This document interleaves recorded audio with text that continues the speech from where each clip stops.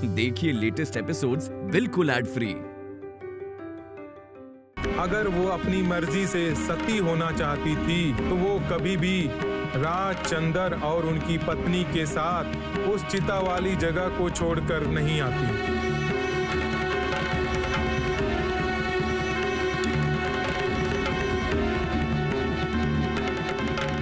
इसका मतलब किसी भी हालात में उस नारी का हरण नहीं हुआ था।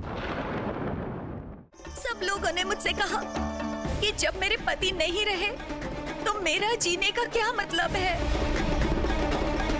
वो मरने से पहले जमीन जायदाद घर सब मेरे नाम पर लिख कर गए थे। मैं अकेली नारी डर गई थी, इसलिए चिता में जलने के लिए राजी हो गई। आप लोगों को कुछ और जानना है?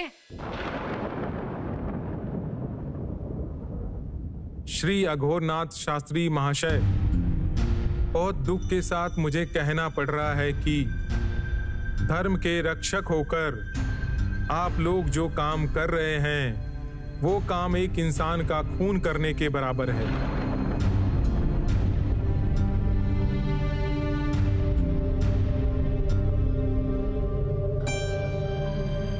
इस समस्या का इतना आसान समाधान नहीं है मृत्युंजय।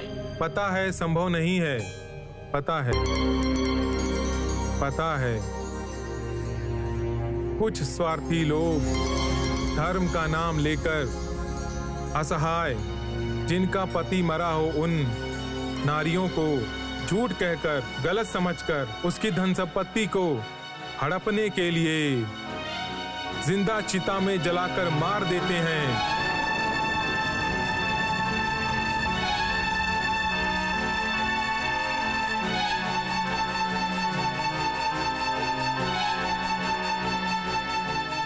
मैं उन्हें कैसे बचाऊंगा? अगर मैं वहां पहुंचता भी हूं तो भी शायद मैं कुछ नहीं कर पाऊंगा। कोशिश करने से भी रोक नहीं पाऊंगा इन स्वार्थी लोगों के हाथों से। ये जो तर्क दिया है एक दिन मैं खंडन करूंगा ही, लेकिन इतनी आसानी से इस समस्या का समाधान तू नहीं कर सकता मृत्युंजय, नहीं कर सकता। मैं प्रतीक्षा करूंगा। मुझे भली भांति पता है कि संस्कृत शास्त्र में आपका ज्ञान अनंत है, तो भी मैं प्रतीक्षा करूंगा।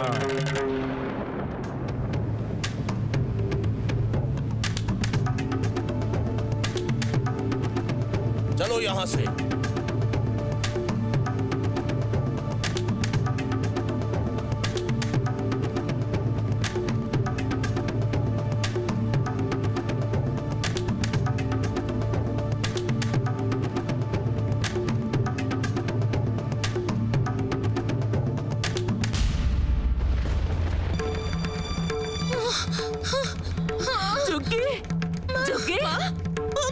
जल्दी से पानी लाओ। अरे पहले जुग्गे को कमरे में ले चलो, चलो। ये तकलीफ बर्दाश्त नहीं कर पा रही है। जाओ यहाँ से।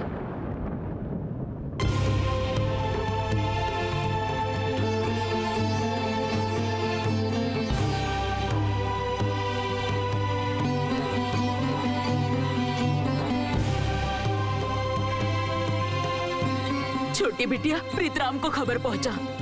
बोलना जुग्गे बीमार हो गई है, उसको अंदर आने के लिए बोल। प्रीतराम को मैं खबर पहुंचाती हूँ, चंदर को भी।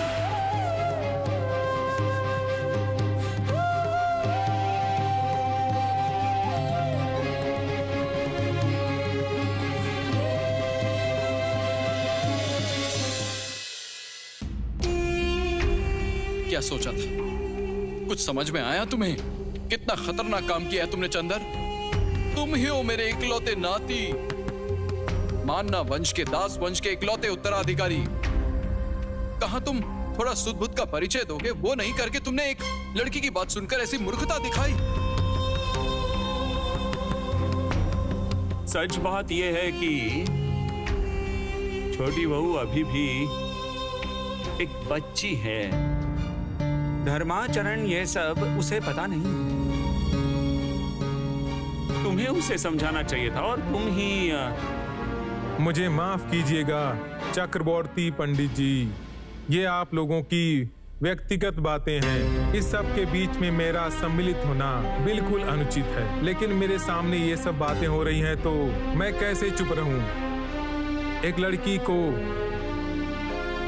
कितनी क्रूरता के साथ जलाया जा रहा था सती प्रथा के नाम पर, और वहां राजचंद्र की पत्नी ने उस बदकिस्मत लड़की की जान बचा के बिल्कुल सही काम किया है।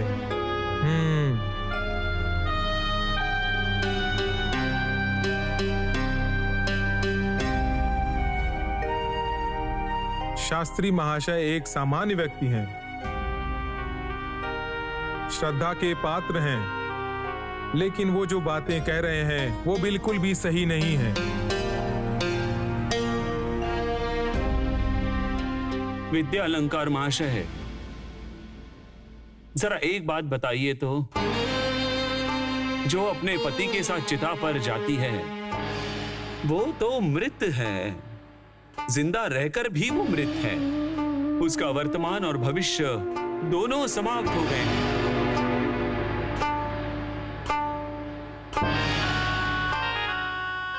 भविष्य की बात मैं नहीं कर सकता चक्रवर्ती पंडित जी, लेकिन इस अजीब देश में नारियों का वर्तमान और भविष्य दोनों ही सच में नहीं है। जो भी हो, इस विषय पर आप लोगों को विचार विमर्श करने की आवश्यकता है। अब मुझे आज्ञा दीजिए। आपका ये उपकार मैं जिंदगी भर याद रखूंगा विद्यालंकार महाशय। अगर आपको कभी मेरी मदद की जरूरत पड़े, मेहरबानी करके बताइए। जहां राजचंद्र जैसे व्यक्ति हैं और रानी जैसी साहसी नारी हैं, मुझे लगता है वहां हमारी आवश्यकता कभी नहीं होगी। आज्ञा दीजिए।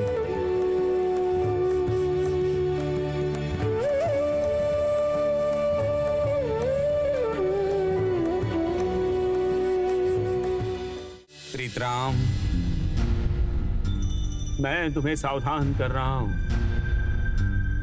इसके जाल में मत फंसो।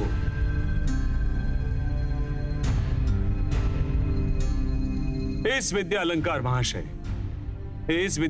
महाशय ने एक गोरे साहब के लिए मुनीम का काम किया।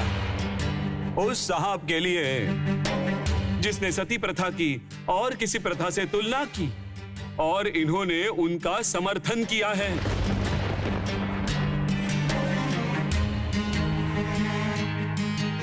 अब हमें क्या करना चाहिए चक्रवर्ती महाशय?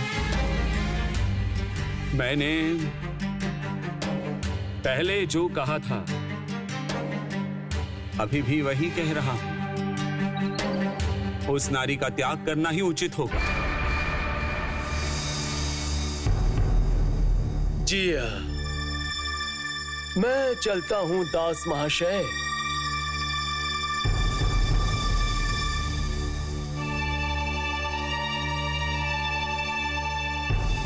राजचंद्र महाशय, थोड़ा संभल के रहिएगा। चलता हूं। मित्र बहुत जल्द ही आपसे संपर्क करेंगे।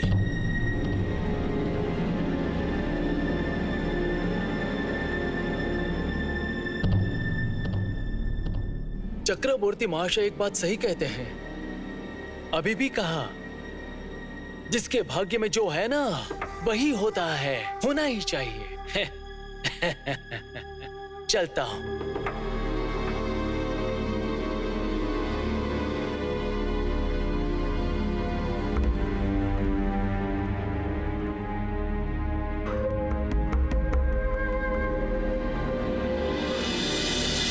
प्रीतराम, अब तुम अंदर जाओ। सती को यहाँ से भेजने की व्यवस्था करो। वो कहीं नहीं जाएगी। माना परिवार की बड़ी बहू ने उसको शरण दी है यहाँ। इस विषय पर अगर कोई बात करनी है तो मुझसे बात करो। प्रीतराम को कुछ भी बोलने की कोई जरूरत नहीं।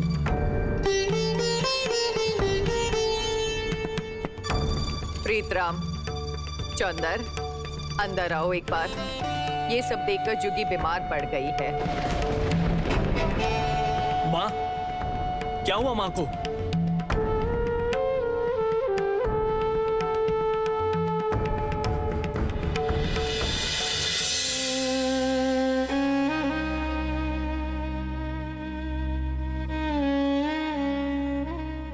सुबाला, ओ सुबाला, इस बर्तन का पानी बदल दो। मैं माँ का सर धुला देती हूँ। भाभी जी, क्या हुआ है माँ को? परेशानी से बीमार पड़ गई है, लेकिन शरीर का क्या दोष है बोलो? इतने सालों में ऐसा किसी ने नहीं देखा है। तुम जाओ माँ के पास खड़े रहो, तुम्हें देखकर उन्हें अच्छा लगेगा। पता नहीं माँ इतना क्यों डरती है। क्या बोल रहे हो देवर जी? नहीं डरेंगी वो। तुम उनके इकलौते बेटे हो, तुम इस वंश के चिराग हो। ये सब देखकर हम खुद ही नहीं संभल पा रहे, तो वो अपने आप को कैसे संभालेंगी? तुम जाओ माँ के पास जाओ, माँ को संभालो। रानी, तुम यहाँ क्या कर रही हो? जाकर देखो माँ को कुछ चाहिए कि नहीं। देवर जी, उसे क्यों अंदर जाने को कह रहे हो? माँ का मन और तबीयत दोनों ठीक नहीं है। बहू को सामने देखकर पता नहीं क्या होगा। उससे अच्छा तुम अकेले ही जाओ। बहू को कमरे में जाने के लिए बोलो। हमने इसे कहा था, लेकिन इसने हमारी बात नहीं मानी। सुबाला, ए सुबाला, कहाँ है तू?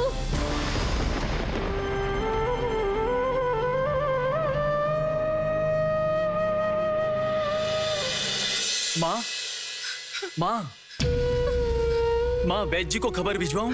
चंदर, मेरे पास आ नहीं, बेटा। एक माँ, बार मेरे उठो पास मत, माँ। आकर बैठ। नहीं नहीं माँ, तुम उठो मत, लेटी रहो। मैं हूं ना। देखो माँ, मैं ठीक हूँ, स्वस्थ हूँ। देखो, मेरे शरीर पे एक खरोच भी नहीं आई। चंदर, मेरा बेटा चंदर, तेरे साथ अगर कुछ बुरा भला हो जाता तो मैं तो मर जाती। मैं मर जाती बेटा।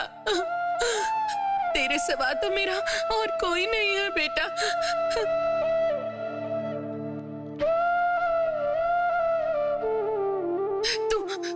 तू मेरे सर पर हाथ रखकर कसम खा, वो सतीवती के झमेलों में तू और नहीं फंसेगा।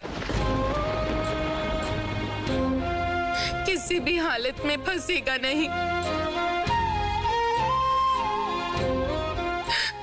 उस लड़की को इस घर से आज ही रवाना करूंगी। तू किसी भी हालत में उसे रोकेगा नहीं, नहीं रोकेगा। तू चुप क्यों है बेटा? बोल मुझे। माँ के सर पर अपना हाथ रखकर अपनी जुबान दे। चुप मत रहना बेटा। सुन बेटा, हमेशा पत्नी की बात मत मान, बिल्कुल मत मान। तेरे पिताजी ने कहा था कि घर में माँ लक्ष्मी जी को लेकर आए हैं, लेकिन जो बहू ऐसा काम करती है वो लक्ष्मी नहीं है, वो अलक्ष्मी है।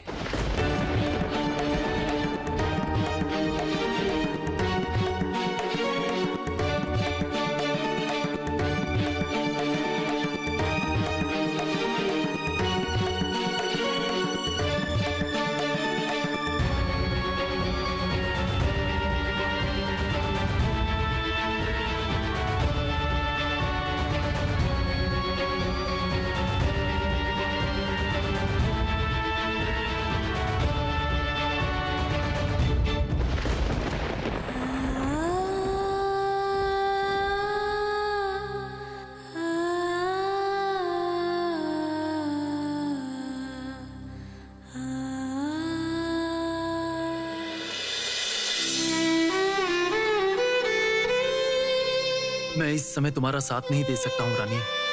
उससे घर के सारे लोग नाराज हो जाएंगे।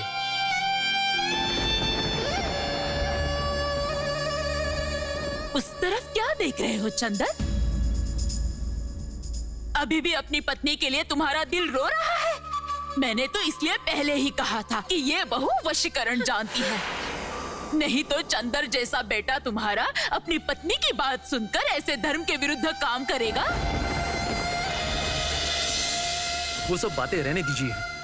और वैसे भी समस्या तो सारी हल हो चुकी है। क्या हल हुआ है बेटा, क्या हल हुआ है? और हल होगा भी नहीं। ये समस्या बहुत दूर तक जाने वाली है। अगर अभी इस पर कार्रवाई ना की तो। सच में नानी माँ, तुम ही अब कुछ करो। जो तूफान उठा है ना यहाँ, वो सोचकर मेरे हाथ पैर कांप रहे हैं। हाँ हाँ, जो करना है मुझे ही करना होगा। कोई भी इस बारे में मुझसे कुछ नहीं कहेगा।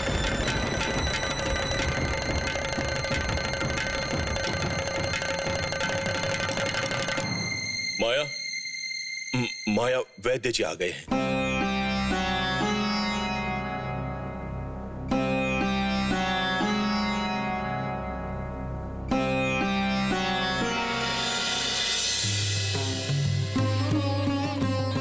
ये जो लक्ष्मी जैसी बहू है, अपने पति के लिए प्राण की भीख नहीं मांग रही है, ये उस बाहर की लड़की के लिए कर रही है। माँ, ओ माँ, जा यहाँ से।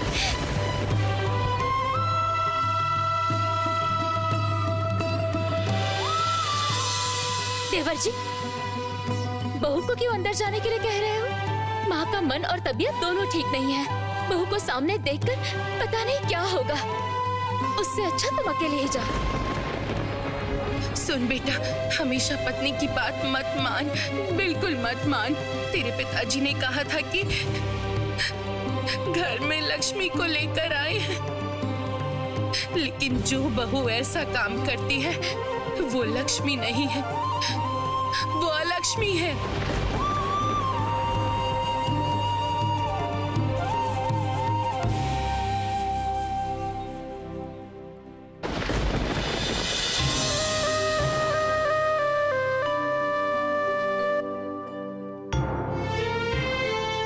सुनिए, सुनिए ना, मेरी वजह से तुम्हें बहुत बुरा भला सुनना पड़ा ना।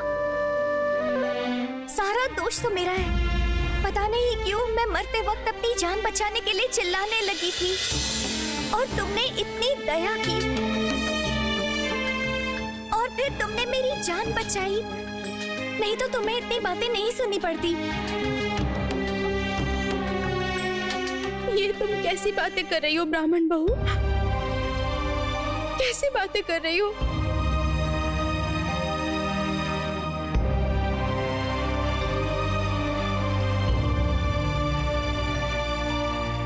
मैंने तुम पर दया नहीं की, दया तो इन्होंने की है,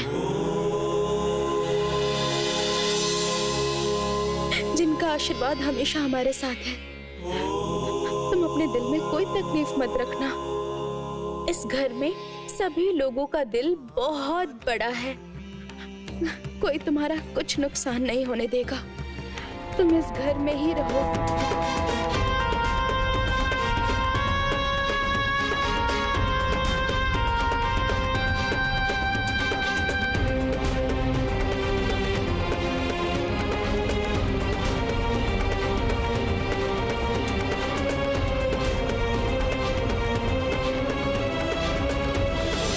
तेरी जुबान पर फिर से वही बात। ससुराल के लोगों के प्रति भक्ति, चिंता और प्यार, चाहे तुझे कोई समझे या ना समझे, मैंने तुझे समझा है, इसलिए मैं तुझे कभी गलत नहीं समझूंगी। तेरा दिल तो बहुत बड़ा है, बहुत दयावान है। तेरे दिल को समझने वाली आत्मा इस दास वंश में किसी के पास है कि नहीं, मुझे नहीं पता। प्रार्थना करती हूँ कि चंद्र तुझे समझे।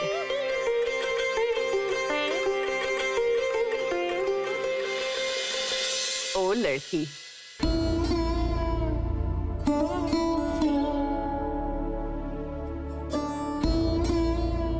मेरी छोटी बहू बहुत सरल और सीधी है।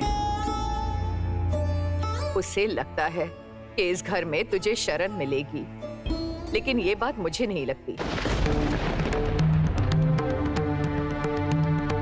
इसलिए काशी में रहने की तेरी व्यवस्था कर दी है। तुम वहां एक आश्रम में रहोगी। भरण पोषण की जिम्मेदारी मेरी है।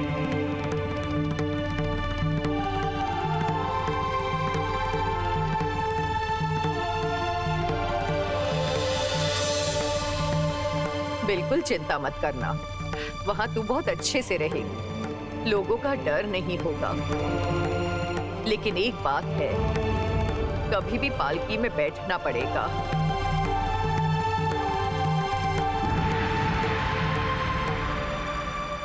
सावधानी से,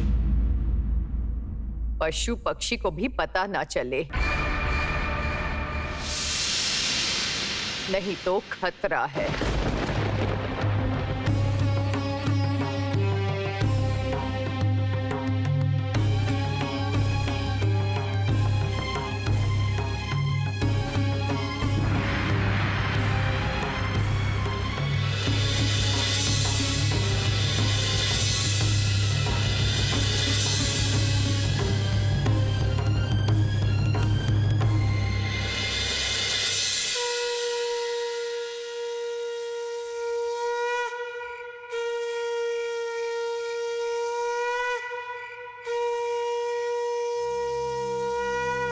घर के आंगन के अंदर कोई आवाज नहीं होनी चाहिए। सुनो, पालकी तैयार है, गंगा के घाट पर ले जाएगी। वहां नाव खड़ी है, वो लोग तुम्हें लेकर जाएंगे। डरना मत, सारे मेरे जान पहचान के लोग हैं। ओ दादी माँ, इस रात के अंधेरे में हमें कोई खतरा तो नहीं है ना? मेरी दाईं आंख अजीब तरीके से फड़क रही है। रात के अंधेरे में ही अच्छा है, किसी को पता नहीं चलेगा। तुम मेरी बिल्कुल चिंता मत करना। चिता की आग से जब जिंदा वापस आई हूँ तो इतनी आसानी से तो मैं नहीं मरने वाली हूँ। मैं तो ब्राह्मण की पत्नी हूँ, इसलिए तुम्हें प्रणाम नहीं कर सकती हूँ। मैं अभागन भगवान से एक ही प्रार्थना करती हूँ, तुम हर जन्म में ऐसे ही रहो, तुम राज रानी बनो और मेरे जैसों के दुख हमेशा दूर करती रहो।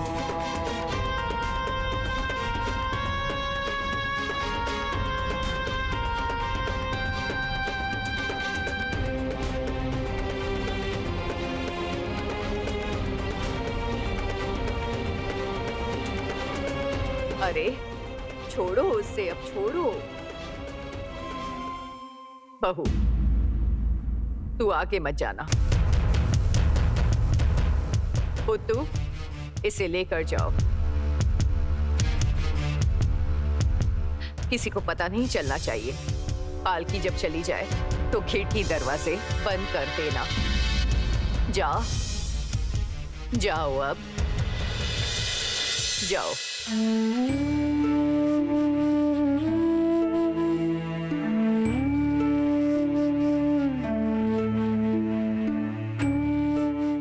दुर्गा दुर्गा दुर्गा दुर्गा।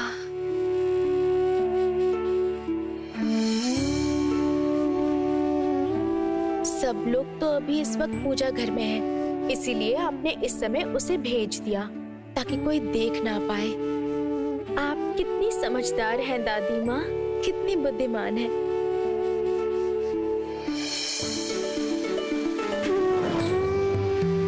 हे भगवान, उस बदकिस्मत लड़की की रक्षा कीजिएगा, उसे और दुख और दर्द मत दीजिएगा भगवान। आप देखिएगा, रक्षा कीजिएगा, रक्षा कीजिएगा।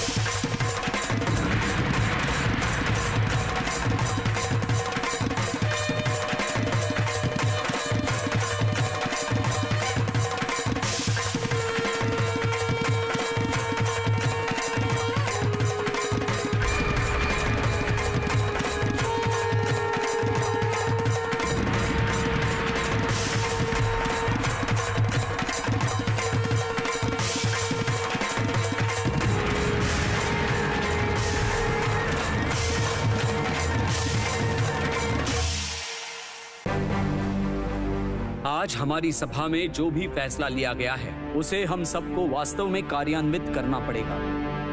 लेकिन ये बात याद रखनी होगी कि सनातन हिंदू समाज की तरफ से हर दिन हमारे इस समाज सुधारने के काम में बाधाएं आएंगी। ठीक है, फिर आज हमारी ये सभा यही समाप्त होती है।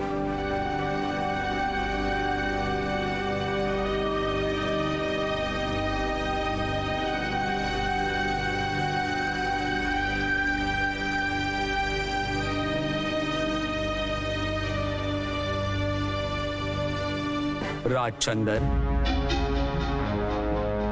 कुछ बात करनी है? नहीं, मतलब अरे इतना संकोच क्यों कर रहे हो? जो भी बोलना है खुलकर बोल। राजचंदर, आज की सभा के संदर्भ में अगर तुम्हारे मन में दुविधा है तो बेझिझक बोल सकते हो। जी नहीं राम मोहन जी, आज की सभा को लेकर मुझे कुछ नहीं कहना है। मैं कह रहा था कि मेरे घर की घटना के बारे में आपने जरूर सुना होगा, लेकिन आपने तो कुछ भी नहीं कहा राम मोहन जी। तुम्हारी शादी के दिन ही मैंने कहा था ना तुमसे राजचंदर, तुम्हारी पत्नी रानी रश्मनी एक शक्तिशाली नारी है। उसके साहस को मैं सलाम करता हूं राजचंदर। राजचंदर, उसे मेरा प्रणाम कहना। हमारे देश के पुरुषों ने जो काम करने की हिम्मत नहीं दिखाई, वही काम उन्होंने नारी होकर कर दिखाया। धन्य है रानी रश्मनी, धन्य है। राजचंदर, आशा करता हूं इस मुश्किल समय में तुम उसके साथ हो।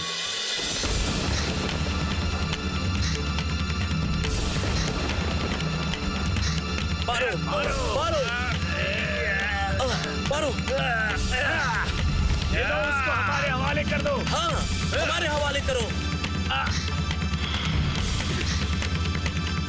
धर्म को भ्रष्ट करने वाले।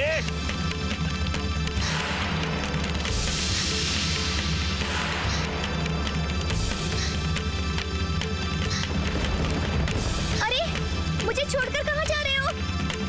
बचाओ, बचाओ, कौन है यहाँ? बचाओ।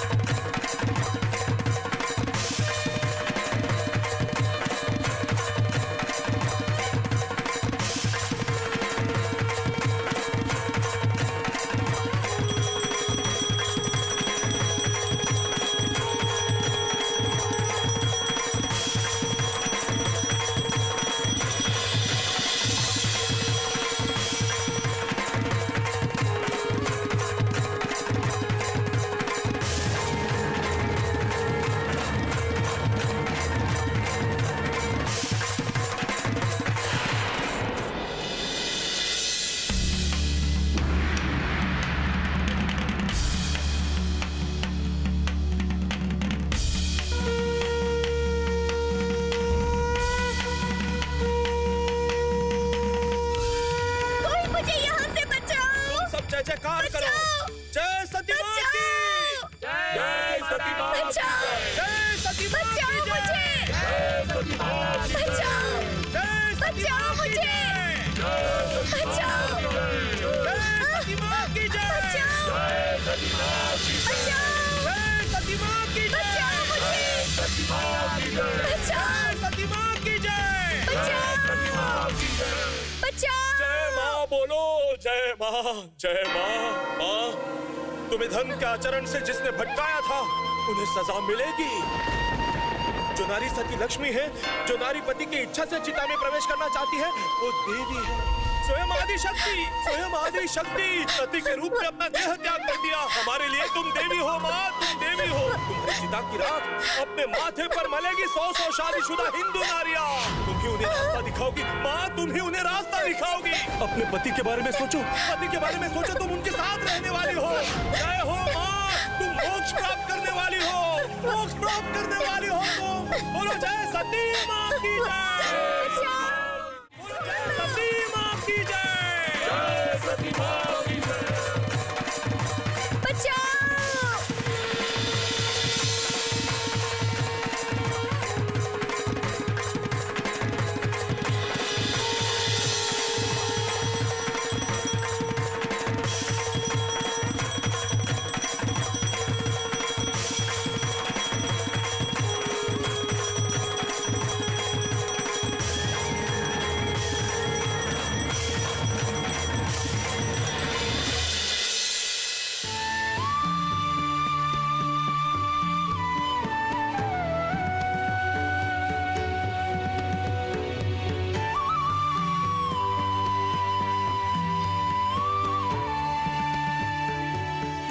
तुम्हारी शादी के दिन ही मैंने कहा था ना तुमसे राजचंद्र, तुम्हारी पत्नी रानी रश्मनी हमारे देश के पुरुषों ने जो काम करने की हिम्मत नहीं दिखाई, उसने नारी होकर ये काम करके दिखाया।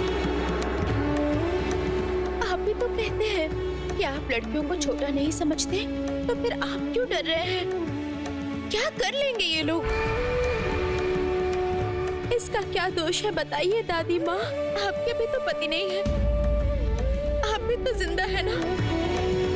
तुम अभी नाम की रानी हो, पर तुम एक दिन देश की रानी बन जाओगी। तुम अपने स्नेह से, अपनी करुणा से, अपनी सरलता से समस्त देश के लोगों को एक दिन तुम अपना बना लोगी। धन्य है रानी रश्मनी, धन्य है।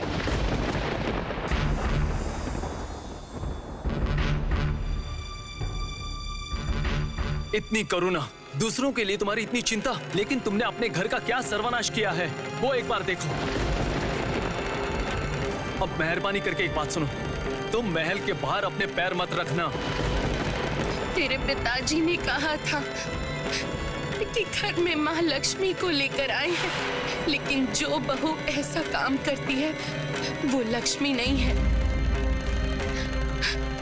वो अलक्ष्मी है।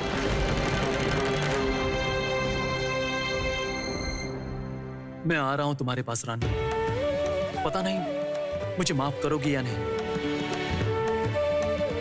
लेकिन मैं आकर हाथ जोड़कर तुमसे माफी मांगूंगा।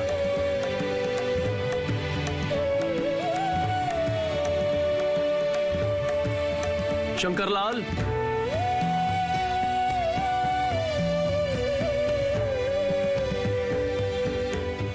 तुम जल्दी से आगे बढ़ो, जाकर दादी माँ को बोलो कि वो अपनी छोटी बहू को अपने पास बुलाए। मैं उससे बात करना चाहता हूं। जाओ। जी छोटे मालिक।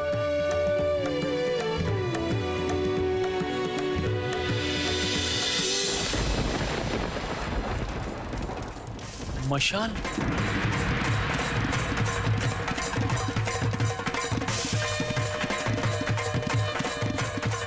क्या हो रहा है वहां?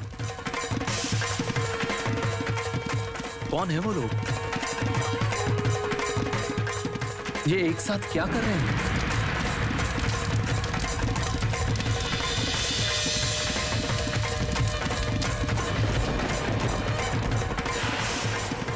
पालकी?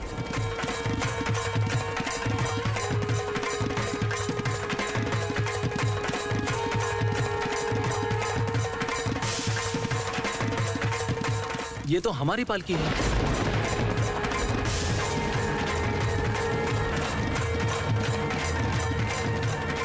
कौन जा रही थी पालकी में? वो लड़की? नहीं नहीं,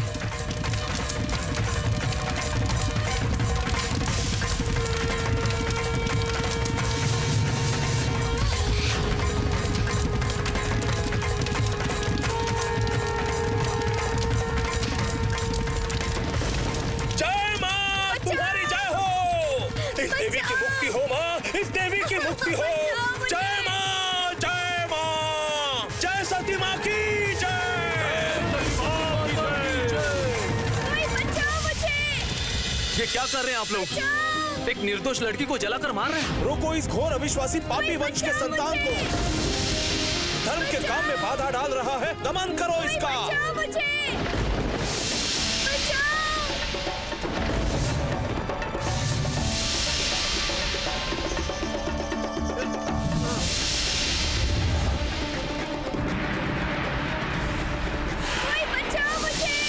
खत्म करो इस धर्म के त्यागी को। राज चंदर हिंदू समाज पर कलंक है। गोरों के साथ मिलकर नर्क में जाएगा ये। कोई बचाओ मुझे। बचाओ।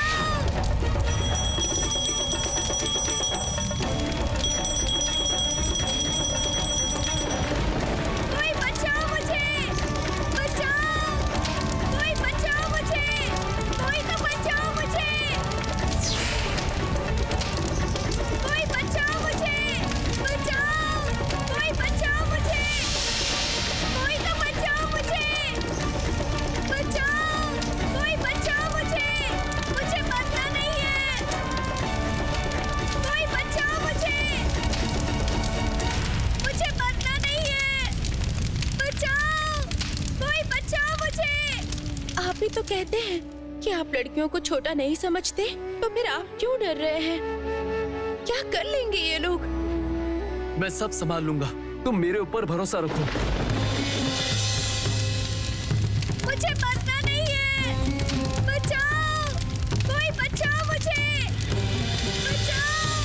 कोई बचाओ मुझे। मुझे मरना नहीं है। बचाओ। कोई बचाओ मुझे। मुझे मरना नहीं है।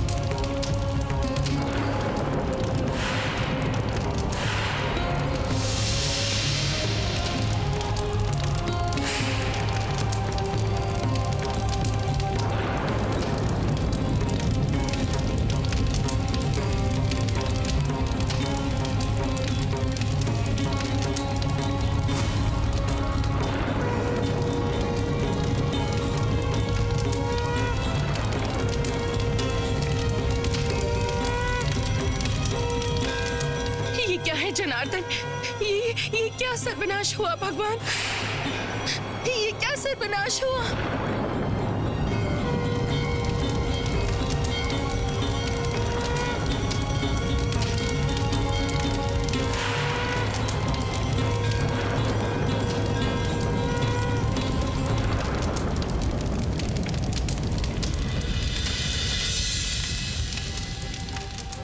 छोटी बिटिया, जा जा पानी लेकर आ, पानी लेकर आ, जल्दी जा, जल्दी।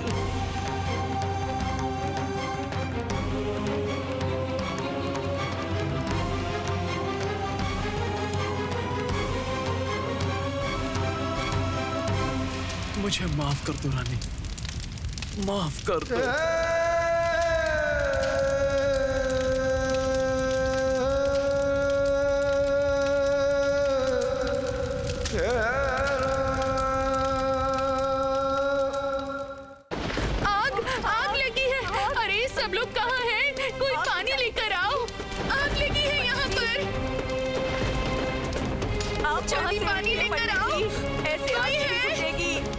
आप उठ जाइए वहाँ से, आग बढ़ रही है। आप हटिए वहाँ से, हट जाइए, ऐसे आग नहीं बुझेगी।